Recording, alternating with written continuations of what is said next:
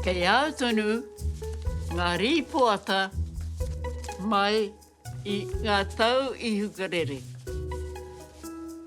Kawe titiro ki tētahi, i ki mai ana 17th of a class of 24. Rā mahi tonu, I got first and a second and a fourth. Hei, kia wini tātou, me mahi tētahi mahi ririki.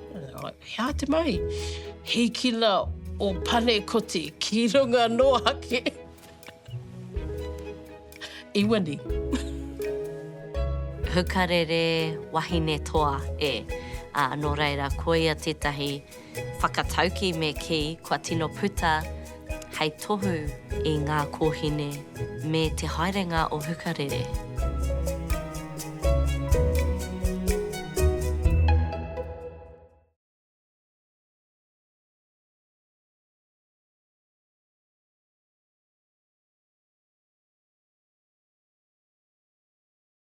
Where do you want me to look? Ep9. Ep9. All right. Arihana IV, take one. Okay.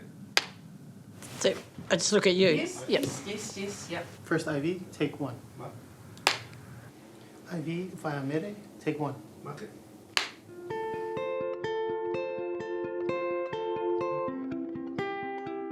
I rehi te tia taku ingoa, ko Mary, engari, nā te kaha haere ki te ngā marae ki tēnā, ana ko hurikia ki a mere. Nā reira, ka kite koe, ko taku ingoa, ko mere, ma te kino Phillips, ni korohina. Ko Ngāti Porou Tuturu, ko hunara te kaupapa, te ko tokararangi e te whare kai, ko mātahi o te tau, te whare tipuna, ko Autera no te taira whiti, no Ngāti Porou. I whānau mai te tau, toru te kau mā whitu, waru te kau waru, aku tau i nā ēnei.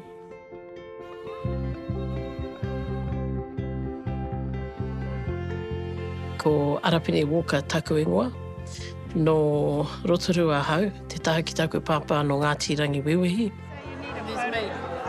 No Ngāti Mania Poto hoki, hoi anō taku māma no Ngāti Rangi Tihi, no Ngāti Tūwhare. Te pua ki au i rotoru ara.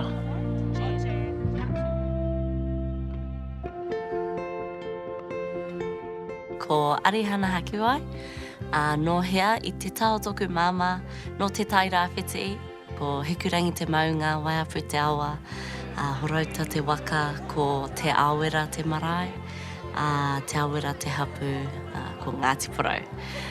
I te tau tōku pāpā, no konei no Ngāti Kahungunu. Kei au tonu ngā rīpoata mai i ngā tau i Hukarere. Kawe titiro ki tētahi, i ki mai ana 17th of a class of 24. Rā mahi tonu, I got first and a second and a fourth. Ko te tikanga ia tau pia, ka tākoro tēnehi mātau ngā kōhine o Hukarere me ngā taitamatāne o te auti. Tētahi o ngā kōtiro ki te tīma. Hei, kia wini tātou, me mahi tētahi mahi ririki. Hea te mai, hei kila o pane koti ki runga no hake. I wini. Hāta kehi. Ki au nei ko ngā momo tangata i tai mai ki te kura. No te motu katoa, ka mutu, he rere ki te katoa. Ētahi, he tauhau katoa ki te katoa. Ai he momo sisterhood, me ki.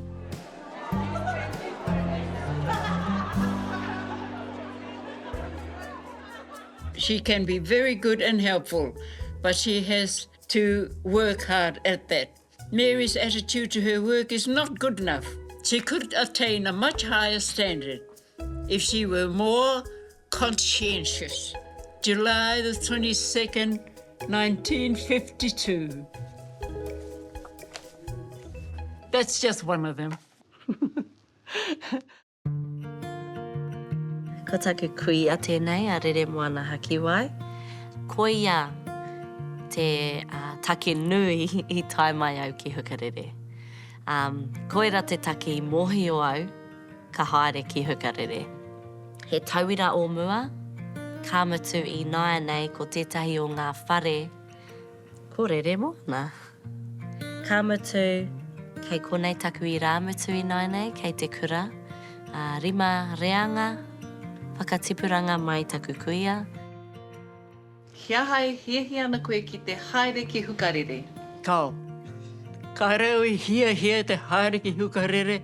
Nā te mea he whānau noho tūturu ki horoera mātahi o te tau ki tērā moka ātū o te Aroha. Ai. Ka rea no ki a haere tawhiti mai I horoera. Engari, ka whakatūria he whakamātautau. Ka whiwhi au te ngārimu, tiwhike te ngārimu, ka ki mai te whānau, kei te huitahi, te whānau mōku. Hea hai! He hākari, he whakamihi, mau I whiwhi, I taua tiwhike te ngārimu. Eni, ko te hia a te hapu, aku mātua, kia haere ki Hukarere. Hukarere, ka whakaaro au, kei hea tērā.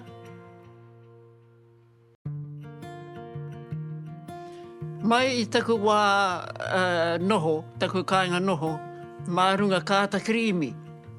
Toi e ngā te hoiho, cream cart. Ka tae koe te whakamārama tō rātua tahi ki te kura? Taku maumahara I haria hau I te taho o ku mātua. Me taku aha ko te wanga me te mai mo te putatu ki taku ao I roto rua he tino hikaka hoki a hau te tūtake ki tahi atu kōtiro Māori me te noho ki tētahi wāhi ka whakarere atu aku mahi o te kāinga. E au I te kura, he kōrero kata engari ko ngā tangas. Ko ngā tangas, te manaakitanga, te kotahitanga, te whanaungatanga. Ai, ko ngā tangas, ngā uara. Ko te whakatauki o te kura kia au ki te pai. Kia hau ko taua kōrero I ako mātau I a mātau I te kura. He momo whainga. He momo whainga mo mātau ngā kōtiro. Nō reira, mai te wao I te kura I te rapu, he aha tēnei me te pai. He aha te mea pai. He aha te huarahi pai. He aha te mahi pai. He aha tēnei me te pai. E harai te mea ko mōku ake, engari mo taku whānau, mo taku hapu, mo taku iwi. He aha te mea pai. Nō reira, me u ki tērā pai, hei painga mo te katoa. Pirangi au ki te whakaoti, ma te tahi waiata e pāna ki a Hukarere. Ai! Ko koe, taku tau, pumau purotu. Te tihi o taku manawa. Ko puarangi I te ao katoa. Ko pare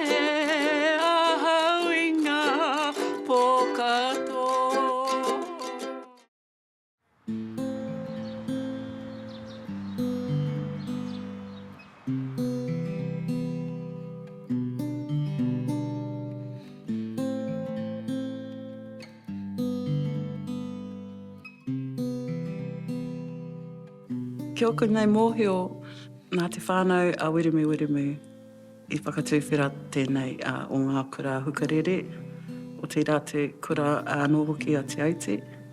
Ko ngā uri ēnei rawa ko wiremu, Jane Williams rawa ko Williams. He mihingari raro I te maru o te Christian Mission Society. I te tau kotahi mano warurau whetu tekau mā rima. I whakatūwhera I itimata tēnei o ngā kura. Engari I aua wā, kua tūwhera kia a te aute, I te tau kotahi mano warurau rima tekau mā whā. Engari te maha o ngā tamaiti Māori I haere ki wera o ngā momo kura, I Ahakoa ai rātou. Nō nā tōpito o te motu ngā kohine, kua whakatōki te rongo pai I roto I aua kāinga. Ko ngā kohine I haere I hukarere I aua wā, nā tamahine o ngā rangatira o aua kāinga. Kāre he wāhi ako, he kura pia, he oriti ki te taimata o hukarere I aua wā.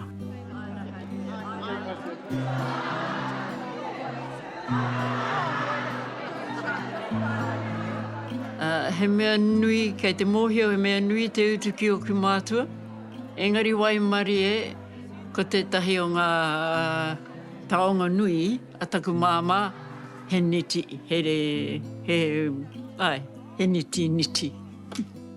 Ana, ka rere atu tana tono, ki farmers, mō te nui ngā o aku kākahu mō Hukarere. Ana, ka takoto mai ko te tahi pire nui tonu mō taku māma me taku pāpā. Ka whiwhi au I taku kākahu kura. Ki tōku nei mōhio ko ngā mahi nehi, te tahi whainga mā rātou, te mahi kai whakaako anō hoki, te mahi hikiri tari anō hoki, me te nuinga o ngā mahi whakapai kāinga whakariterite I ngā kai. Wena momo āhuatanga kei te mōhio nei. Ko tētahi mahi, me mahi kia Ōtirawa I Hukarere, ana ko te tuitui. A ka whiwhi au te tuatahi mō tēnei.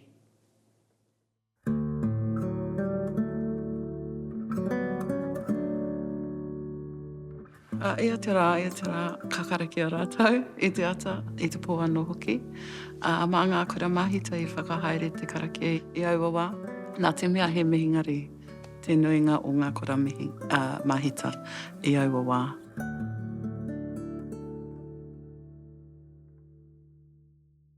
A koera taku mahi, te mahi o te kura, te mea tuatahi, te whakaoho I te katoa, haere ki te horo ai ki te hihiri, whakatika moenga kia tere tonu. Kia tika tonu, te whakatika ngā moenga, kia takahea ngā hitiki raro me ngā pera, kia tika te takoto, kawe whakana mai ki tēnei taha. Ai, ana ka mutu tērā, ko rete mai ngā parakuihi, ko rārangi ngā kōtiro.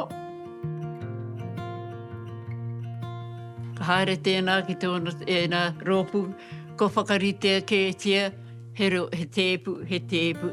Ana kei te noho mai, ngā kai ako, ngā kai ārahi, te minita, I tō rātau ake tēpu. I roto I taua rūma. Koera taku mahi. Ia ata, ia pō, haere ai ki te whare karakia. Nō te kura tērā, whare karakia ki reira.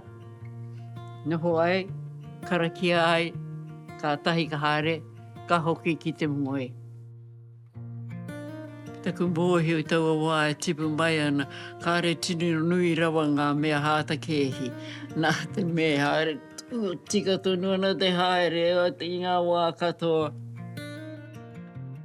Ki taku mōhio, te wāia iau i reira,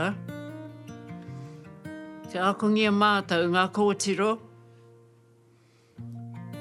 ki te whakahaere, te wāka mārena koe, ki te whakahaere, ngā āhuatanga o ngā mahi, ngā wāhine, kua mārena tia.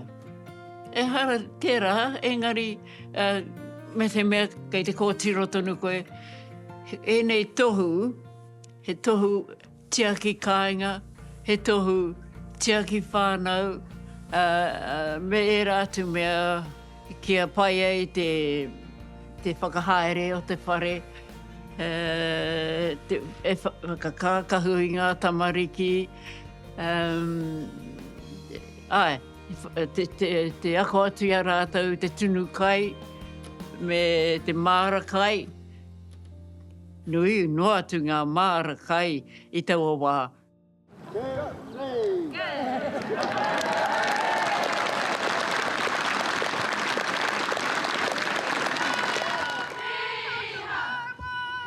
I taua wā, te wai haere au ki te kura o Hukarere, kotahi rautau te roa te kura taino ki tērā wā. Nō reira, ko tino tau tērā kura, hei kura mō ngā kōtiro. Engari, te wai haere au, koera te wā timata pe te whakawhanake i e rā momo huarahi mō tātou ngā wāhine. Nō reira, he tino, he mea nui te ako i ngā momo marau i te kura. Ana i taua wā, te wā i timata au i te kura o Hukarere, ko mutu te tū motuhake hei kura.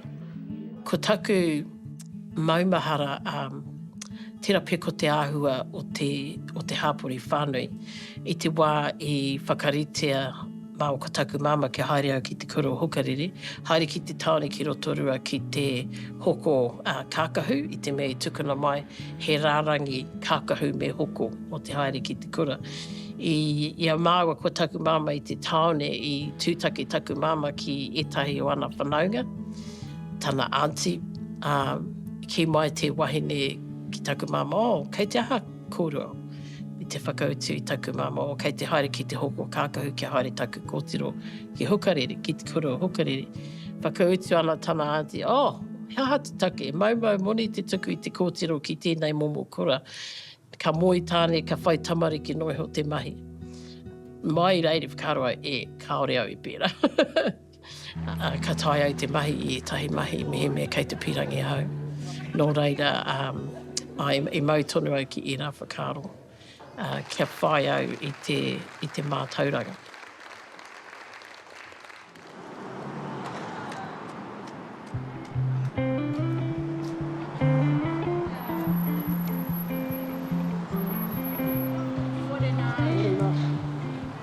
I au, ka whakaoko I ngā kohine I naenei, koia hoki tētahi, ka hoki ki taua whakatau ki rā, kia au ki te pai, te mahi tika, te mahi pono, kia pai, heha tēnei mea te pai, ka hoki ki te tika me te pono.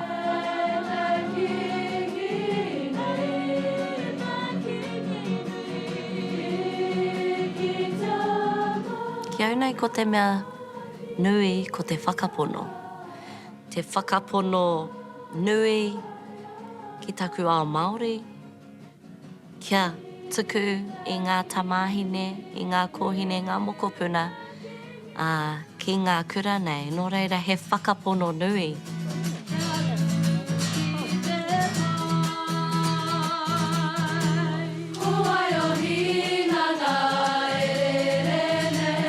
E kōrero ana taua waiata mō te kaha, te manawaroa, o ngā kōhine o te kura. Nā te mea, ko ēnei kōhine, e waiata nei tēnei waiata, ko rātou ngā kōhine I te kura I te wā o Gabriel, ka mutu ngā kōhine whakamutunga I taua wāhi, ka mutu o Hukarere. Ai, hukarere wāhine toa e. Nō reira, ko ia tētahi whakatauki me ki, kua tino puta, hei tohu i ngā kōhine me te haerenga o hukarere. Kua pā atu ngā ahi, te rū whenua, te waipuke, huripari, katoa ēnei mea kua tau atu ki runga ki te kura, ki ngā kōhine, engari e tū tonu ana, ka mutu, e hari te mea kei te tū noa, kei te tū pakari, engari ko te ātāhuatanga kei konei tonu mātai.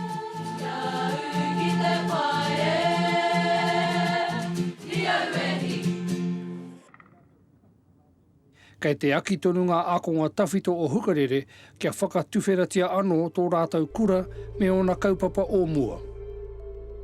He nui ngā taumahatanga ko pā mai ki te kura.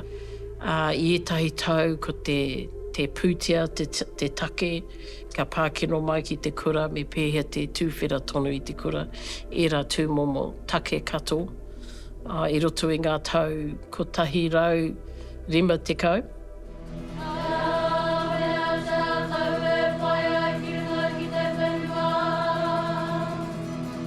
Ai, kāre he kore, he mea whakahirahira, he mea kaha i te whakapapa o Hukarere, kua mai tonu. Mā ngā kaiako, mā ngā kōtiro, ngā akuna tawhito, mā ngā minita, rātou katoa, hei tō takitahi ki te pūmau ki tō tātou nei kura. He whawhai tonu ngā rangatira Māori o roto i te hāhi kia pūmau, kia whakatū tonu a Hukarere. Koe nā tētahi. Etahi wā, ka he etahi o ngā rangatira o te hāhi. Kia he rātou te aukati, kia whawhai ngā akuna tawhito, me ngā hāpori, ngā whānau, kia tū tonu i a Hukarere. Ka haere te wā, kai reira tonu te hāhi. Ko ngā wetahi o ngā tino kaitautoko, ko Pihopa Prauni Ture, ko Pihopa Peter P. Richardson, wetahi he Pākehā, wetahi o te whānau a Weremu, wetahi he mana, no te mana whenua o konei, ko Moana Jackson tētahi, ko Parekura Horamea tētahi, ko Wera Gardner tētahi, nui ngā rangatira o tātou kia tāia te pūmau kia whawhai i roto i ngā rūma poari pia mo te tūtonutanga a Hukarere. Kia i te rongo rātou te hehe o ngā kura tawhito, ngā taitama wāhine tawhito, me kei te Hukarere Māori Girls, ko rātou te kaha, te nākau pia o tēnei whawhai.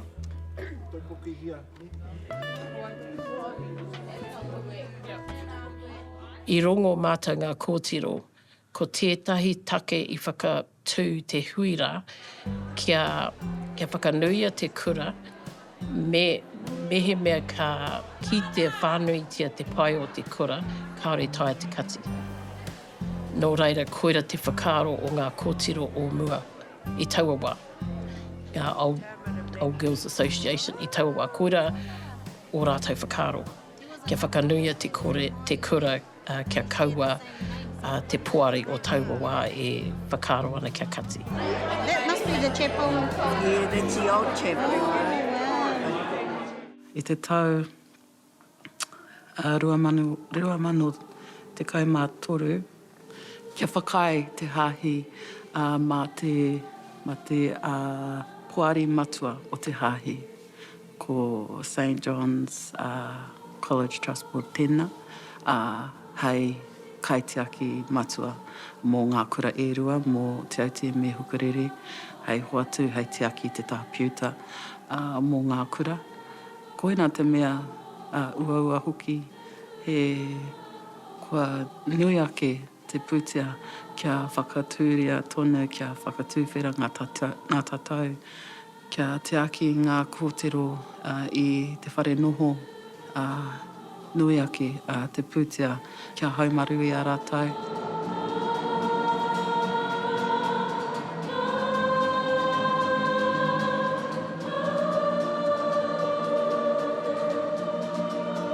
Now that we mark 150 years of journey, it might feel for some that we're only just beginning. Maybe we're only just beginning to get it right. But that's us at the fun, the Māori people who think more than just days and weeks and months and years. We think in decades and we think in centuries. We think in generations.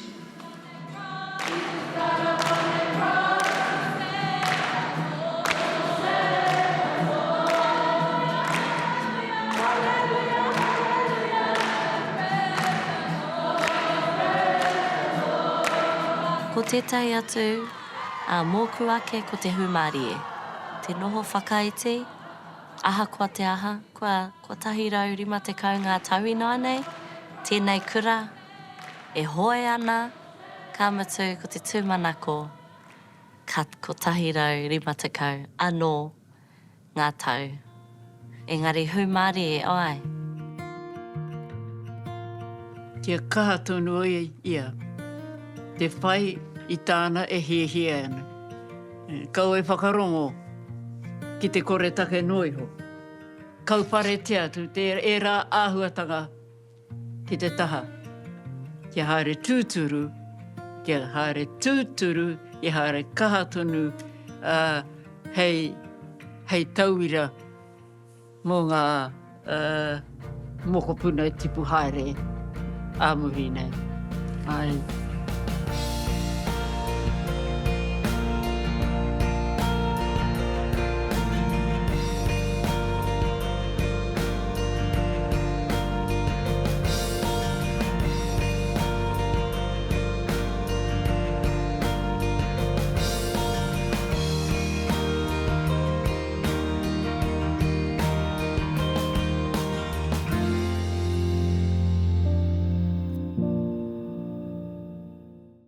Haerera e hika I te rau matia I te paki katakoto. He mea tipu te haka noroto anō I a tātou kōrero. Te wā anō, te orokohanga mai anō te ao, e haka te tika. He mea nui te rangi o te waiata, he mea nui te rangi o te oriori. Kia ngā wari, e tau ai te wairu e te mauri rānei o te hunga whakarongo, kia tere mau, ngā kupu, ngā kōrero, ngā tohu rānei kei roto. Me hoke anō ki taku whakahau, me kaua e mutu ki aua titonga ōmua. Me tito tonu tātou I tēnei me te motea, te waiata rānei, te haka rānei, mō ngā kaupapa o te wā. Kei mua tonu I te Aroha.